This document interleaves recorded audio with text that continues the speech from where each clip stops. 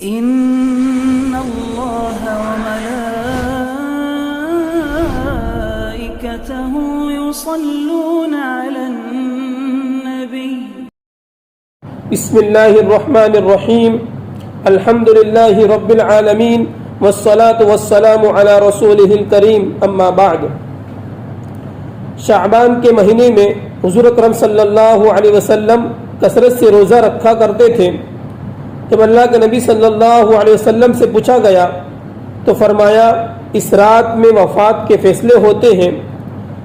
جب میرا فیصلہ ہو تو میں پسند کرتا ہوں کہ اس وقت میں روزے سے ہوں.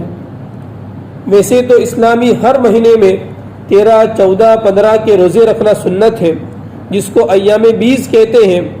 لہذا چاہو تو اس مہینے میں کثرت سے روزے رکھو یا ان 3 دن میں روزے رکھو یا شب برات کے دوسرے دن ایک روزہ رکھو. شعبان کا روزہ فرض اور واجب نہیں ہے بلکہ مستحب ہے، یعنی عام نفل روزوں سے اس کا ثواب کچھ زیادہ ہے.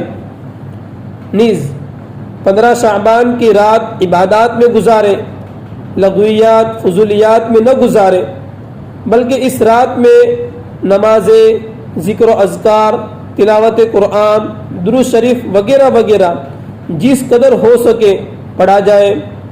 اس کا مطلب یہ بھی نہیں ہے کہ پوری رات جاگنا ضروری ہے. نہیں میرے محترم دوستو، پوری رات جاگنا ضروری نہیں ہے. نیز اس رات میں عبادات کی توفیق ہو یا نہ ہو، گناہوں سے بچنے کا خاص اہتمام کریں.